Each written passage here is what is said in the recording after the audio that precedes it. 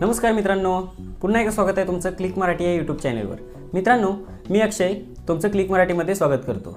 मित्रांनो, आजचा व्हिडिओ तलाट्यावरती होणार आहे। तलाटी म्हणजे काय तर मित्रांनो, तुमच्या गावामध्ये जो 7/12 खाते उतारा देतो तर त्याला तलाटी म्हणतात। तो जो अधिकारी असतो त्याला तलाटी असे म्हणतात। तर मित्रांनो, तो तलाटी जो असतो तो तुम्हाला कित्येक वेळा बऱ्याचशा अडचणी निर्माण करत असतो। म्हणजे समजा तुम्ही वारस नोंद करायला गेला किंवा बऱ्याच प्रकारच्या तुम्ही तुमची कामे घेऊन गेला तलाट्याजवळ, तर तो टाळाटाळ करत असतो किंवा कामे करण्यास कुसूर करत असतो। तर त्याची तक्रार कशी करायची तेच मी तुम्हाला या व्हिडिओच्या माध्यमातून सांगणार आहे। मित्रांनो, व्हिडिओ नक्की शेवटपर्यंत बघा। आपल्या चॅनलवर जर का नवीन आला असाल तर चॅनलला लगेच सबस्क्राईब करून ठेवा, कारण अशाच प्रकारचे नवनवीन व्हिडिओज आम्ही आपल्यापर्यंत पोहोचवत राहतो। चला मित्रांनो, जास्त वेळ न घालवता व्हिडिओ आपण लवकरात लवकर सुरू करूया।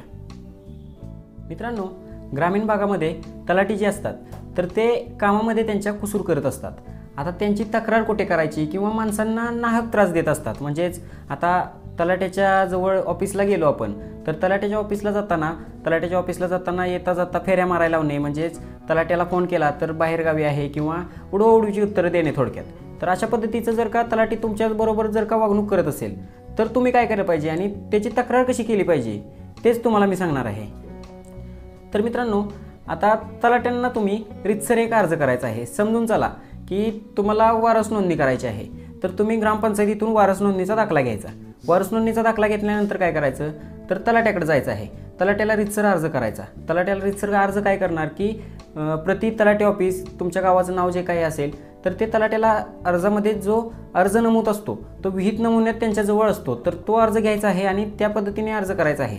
आणि अर्ज केल्यानंतर तुम्ही संपूर्ण 100 रुपयाच्या स्टॅम्पवरती तुम्हाला जी प्रोसेस सांगतील त्या 100 रुपयाच्या स्टॅम्पवरती तुम्हाला ॲफिडेविट करून आणायचं आहे किंवा बऱ्याच प्रकारची प्रोसेस असते, तर ती संपूर्ण प्रोसेस करायची आहे आणि तलाट्याला तो अर्ज द्यायचा आहे। तर आता तलाट्याने ती 7 दिवसाच्या आतमध्ये करणं बंधनकारक असतं। म्हणजे ते जे काम आहे, तुमची वारस नोंद आहे, तर ते 7 दिवसाच्या आतमध्ये त्यांना करावंच लागतं। तर समजा त्यांनी 7 दिवसाच्या आतमध्ये केले नाहीत, मी म्हणतो 15 दिवस गेले, 1 महिना गेला, तरी देखील त्यांनी केलं नाही, तर तुम्ही काय करणार? सामान्य जनतेला हा प्रश्न पडतो। तर मित्रांनो, अशा वेळी तुम्हाला काय करायचं आहे, तुम्हाला सरळ एक अर्ज घ्यायचा आहे। अर्ज घ्यायचा म्हणजेच आपण जो तलाठी ऑफिसला अर्ज दिलेला होता त्याची पोच घ्यायची। म्हणजे तलाट्याचा सही शिक्का त्या पोचवरती घ्यायचा आहे किंवा तलाट्यांना आपण कॉल केलेलं कॉल रेकॉर्डिंग वगैरे ते सुद्धा पुराव्यासाठी ठेवायचं आहे। तो अर्ज घेऊन, त्या अर्जाची पोच घेऊन तुम्हाला तहसीलदार ऑफिसला जायचं आहे। तहसीलदार ऑफिसला जायचं आणि तिथं काय करायचं तर तहसीलदारांना एक वेगळा अर्ज करायचा आहे की बाबा अशा पद्धतीने आमचा तलाठी आम्हाला वारस नोंद करून देत नाही किंवा आम्हाला वारंवार फेऱ्या मारायला लावत आहे, अशा पद्धतीचे मित्रांनो अर्ज करायचा आहे। अर्ज केल्यानंतर तुम्हाला तिथे तलाट्यांना दिलेल्या अर्जाची प्रत जी आहे, म्हणजे पोहोच म्हणतो आपण, OC जी असते, तर ती OC त्या तहसीलदारांच्या अर्जाला जोडायची आहे। आता ती तहसीलदारांच्या अर्जाला जोडल्यानंतर तुम्ही तो अर्ज तिथे सबमिट करायचा आणि तहसीलदारांना दिलेल्या अर्जाची सुद्धा पोच घ्यायची आहे।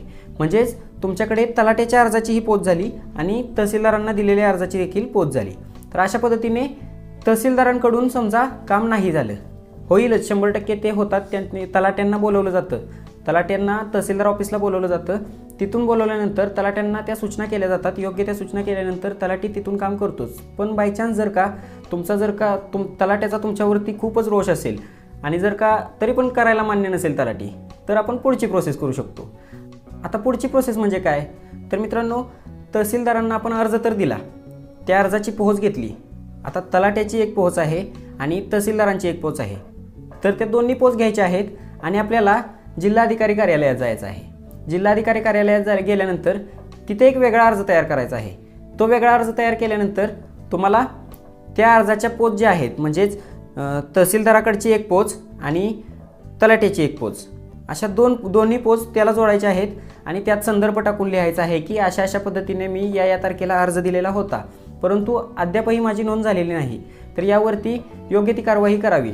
तर यावरती जिल्हाधिकारी जे आहेत ते तहसीलदारावरती सुद्धा कार्यवाही करतील आणि तहसीलदारावरती कारवाई झाल्यानंतर तहसीलदार तलाट्यावरती कारवाई करतील आणि तलाठी स्वतः तुम्हाला कॉल करून तुम्हाला तुमची वारस नोंद केलेली आहे किंवा वारस दाखला घेऊन जावा अशा पद्धतीने सूचना देतील। आता मित्रांनो, हे करून देखील जर का झालं नाही तर मित्रांनो, तुम्हाला माहिती अधिकार म्हणून एक अर्ज येतो।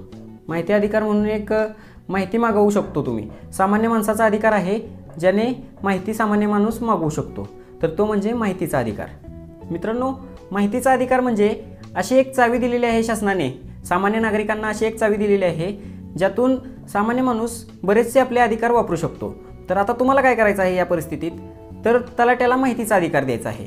तलाट्याला माहितीचा अधिकार काय देणार, तर मित्रांनो, तलाट्याला तुम्ही अशी माहिती मागवायची आहे माहितीच्या अधिकाराचा अर्ज देऊन, की या अगोदर म्हणजेच तुमचं साल टाकायचं की या अगोदर, की म्हणजेच तुम्ही स्पेसिफिक साल टाकू शकता की पाठीमागच्या वर्षीचे किंवा त्याच्या पाठीमागच्या वर्षीचे कोणकोणत्या नोंदी झाल्या किंवा कोणकोणत्या कागदाच्या आधारे नोंदी झाल्या, तर त्याची संपूर्ण तपशीलवार माहिती तुम्ही मागवू शकता. तर ती देखील तलाट्याला देणे बंधनकारक असते. तर मित्रांनो, आता ती माहिती मागवल्यानंतर तुमची कागदपत्रे देखील तीच आहेत आणि त्यांची कागदपत्रे देखील तीच आहेत. त्यानंतर तुम्ही पुन्हा तलाट्याला एक अर्ज देऊ शकता की अशी माहिती मागवलेली होती मी, त्यामध्ये त्या लोकांची कागदपत्रे आणि माझी कागदपत्रे यामध्ये कोणताही डिफरन्स नाही, परंतु त्यांची नोंद झालेली आहे आणि माझी नोंद होत नाही, त्याचे कारण कळावे म्हणून. अशा पद्धतीचा अर्ज दिल्यानंतर सुद्धा शेवटी तलाठी त्रासून तुम्हाला तुमच्या अर्जांना कंटाळून तुमची नोंद 100% करणार, ही माझी खात्री आहे.